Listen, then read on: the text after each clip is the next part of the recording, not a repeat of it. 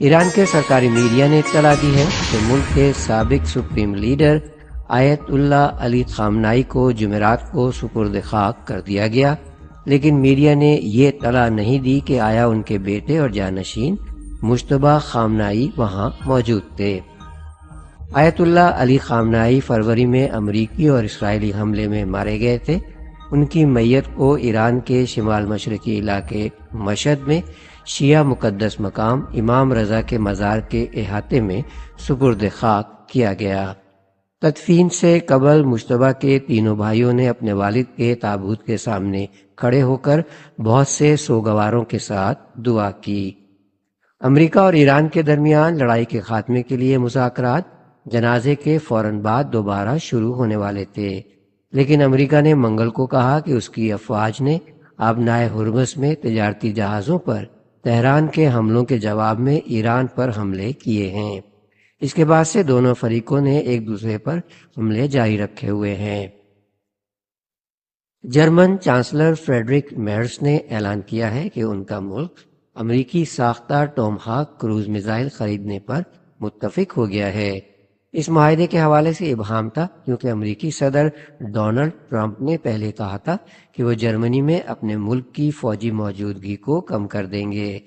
میرز نے جمعرات کو برلن میں کہا، ہم نے انقرہ میں نیٹو کے اجلاس کے موقع پر امریکی حکومت کے ساتھ اس بات پر اتفاق کیا ہے کہ ہم امریکی ٹام ہاک میزائل حاصل کریں گے اور انہیں جرمنی میں نصب کریں گے۔ میرز نے کہا کہ ان کا ملک دفاع میں ایک اہم تصویراتی خلا کو پر کر رہا ہے۔ انہوں نے مزید کہا کہ وہ اپنے یورپی نظام بنانے پر کام کریں گے۔ دونوں ممالک نے 2024 میں اس بات پر اتفاق کیا تھا کہ امریکہ اس سال سے جرمنی میں اپنی افواج کو طویل فاصلے تک مار کرنے والے ہتھیاروں سے لیس کرے گا۔ ٹام ہاک میزائل اس معاہدے کا حصہ تھے۔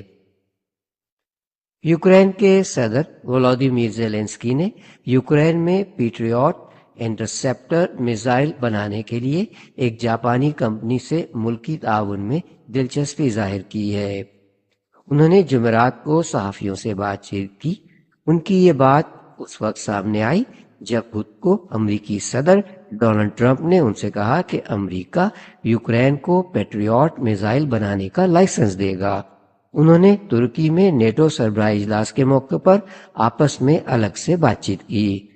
لائسنس کے تحت پیٹریوٹ میزائل بنانے والی میتسوبیشی ہیوی انڈسٹریز پر تبصرہ کرنے کے لیے پوچھے جانے پر زیلنسکی نے کہا کہ جاپانی کمپنی بہت اعلیٰ سطح کی پیداوار کا مظاہرہ کرتی ہے۔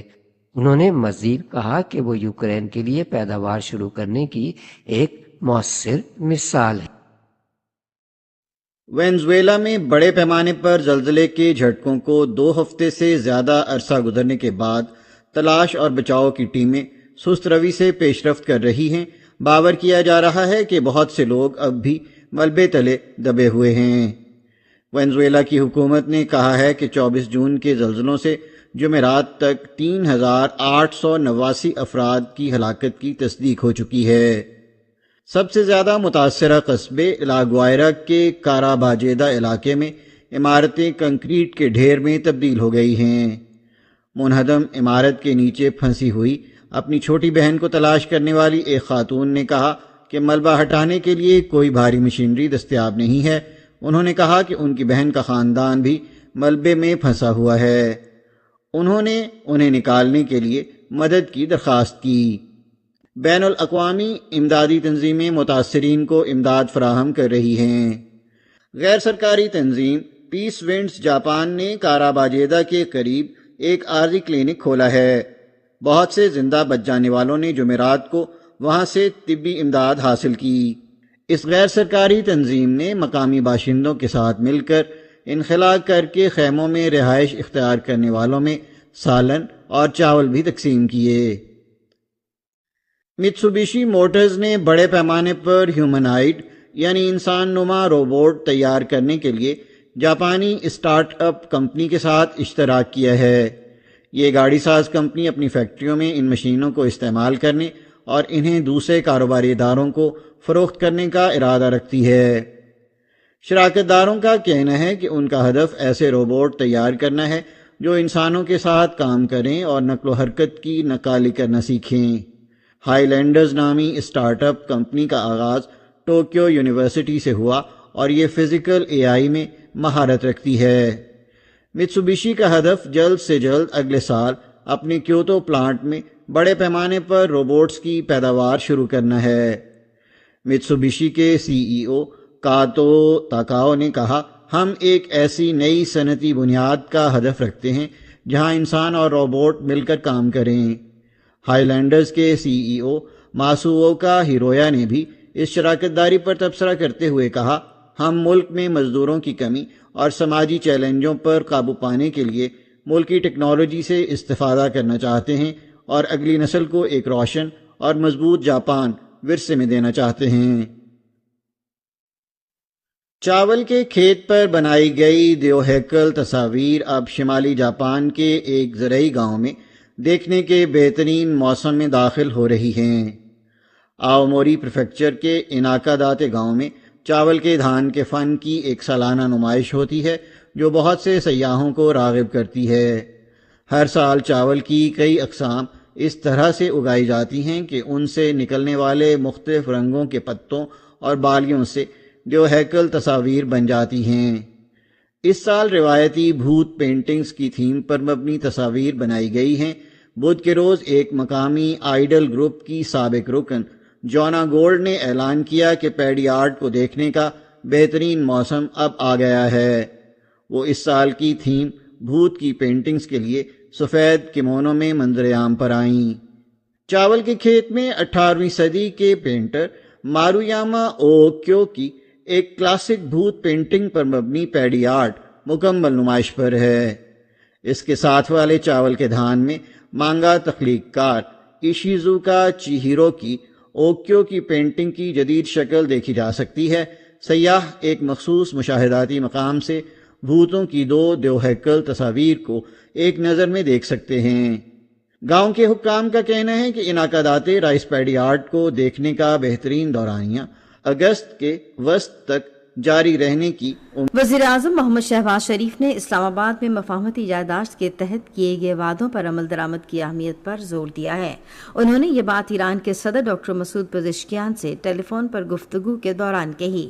دوستانہ اور خوشگوار ماحول میں ہونے والی اس گفتگو کے دوران وزیر اعظم نے اسلام آباد مفاہمتی یادداشت کو خطے اور دنیا میں باہمی افہام و تفہیم، احترام اور مشترکہ خوشحالی کے فروغ کے لیے ایک مضبوط اور پائیدار لاہ عمل قرار دیا۔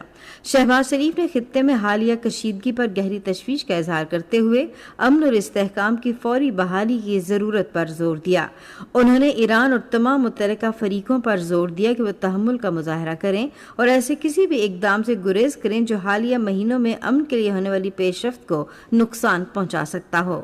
وزیر اعظم نے خطے میں امن کے لیے پاکستان کے غیر متزلزل عزم کا اعادہ کرتے ہوئے صدر مسعود پزشکیان کو یقین دلایا کہ پاکستان مذاکرات کے فروغ اور امن و استحکام برقرار رکھنے کی ہر ممکن کوشش میں دیانتداری اور خلوص کے ساتھ اپنا کردار ادا کرتا رہے گا۔ وزیر اعظم نے آیت اللہ سید مجتبی حسینی خامنائی کے لیے بھی نیک تمناؤں اور احترام کا اظہار کیا۔ اپنے خیالات کا اظہار کرتے ہوئے ایرانی صدر نے وزیر اعظم شہباز شریف، نائب وزیر اعظم اسحاق ڈار، فیلڈ مارشل سید عاصم منیر اور پاکستان کی اعلیٰ قیادت کا مرحوم آیت اللہ سید علی خامنائی کی نماز جنازہ اور آخری رسومات میں شرکت پر شکریہ ادا کیا۔ انہوں نے خطے میں امن کے لیے پاکستان کے تعمیری کردار اور تعاون کو بھی سراہا۔ دونوں رہنماؤں نے گزشتہ ماہ صدر مسعود پزشکیان کے اسلام آباد کے دورے کے دوران کیے گئے فیصلوں پر پیش رفت کا جائزہ لیا اور باہمی تعاون مزید مضبوط بنانے کے لیے ان پر جلد عمل درآمد پر اتفاق کیا۔ انہوں نے خطے میں امن اور باہمی دلچسپی کے دیگر امور پر قریبی رابطے اور مشاورت کا سلسلہ جاری رکھنے پر بھی اتفاق کیا۔ عالمی یوم آبادی آج منایا جا رہا ہے، جس کا مقصد آبادی سے متعلق عالمی مسائل کے بارے میں آگاہی پیدا کرنا اور خاندانی منصوبہ بندی، صنفی مساوات اور تولیدی صحت سے متعلق شعور اجاگر کرنا ہے۔ اس سال دن کا موضوع ہے نوجوانوں کی امیدوں اور امنگوں کو آج اور مستقبل میں حقیقت کا روپ دینا۔ دن کا مقصد آبادی میں اضافے سے پیدا ہونے والے چیلنجز کے بارے میں آگاہی بڑھانا اور عالمی ترقیاتی اہداف کے حصول کے لیے درست اور باخبر فیصلوں کی اہمیت کو اجاگر کرنا ہے۔ فٹ بال عالمی کپ کے دوسرے کوارٹر فائنل میں رات لاس اینجلس میں اسپین نے بیلجیم کو 1 کے مقابلے میں 2 گول سے شکست دے دی۔ اس کامیابی کے بعد ٹورنامنٹ کا پہلا سیمی فائنل بدھ کو ڈیلس میں اسپین اور فرانس کے درمیان کھیلا جائے گا۔ عالمی کپ کا تیسرا کوارٹر فائنل ناروے اور انگلینڈ کے درمیان میامی میں، جبکہ چوتھا کوارٹر فائنل کینساس سٹی میں ارجنٹائن اور سوئٹزرلینڈ کے درمیان کل ہوں گے۔ اور اب موسم۔ محکمہ موسمیات کی پیشگوئی کے مطابق آئندہ 12 گھنٹوں کے دوران کشمیر، خیبر پختونخوا، بالائی پنجاب، اسلام آباد اور شمال مشرقی بلوچستان میں کہیں کہیں تیز ہوائیں چلنے اور گرج چمک کے ساتھ بارش متوقع ہے۔ ملک کے دیگر حصوں میں موسم گرم اور مرطوب رہے گا۔ آج صبح ریکارڈ کیا گیا بعض بڑے شہروں کا درجہ حرارت: Islamabad 23 degree centigrade, Lahore 27، Karachi 29، Peshawar 30، Quetta 24، Gilgit 20، Murree 16 اور مظفر آباد میں 26 ڈگری سینٹی گریڈ ریکارڈ کیا گیا۔ جموں، لیہ، اننت ناگ اور شوپیاں میں مطلع جزوی طور پر ابر آلود اور بعض مقامات پر بارش کا امکان ہے، جبکہ سری نگر، پلوامہ اور بارامولہ میں مطلع جزوی طور پر ابر آلود اور موسم خشک رہے گا۔ آج صبح ریکارڈ کیا گیا درجہ حرارت: سری نگر، اننت ناگ اور شوپیاں میں 20 degree centigrade, Jammu 25، Leh 9، Pulwama اور بارامولہ میں 19 ڈگری سینٹی گریڈ ریکارڈ کیا گیا۔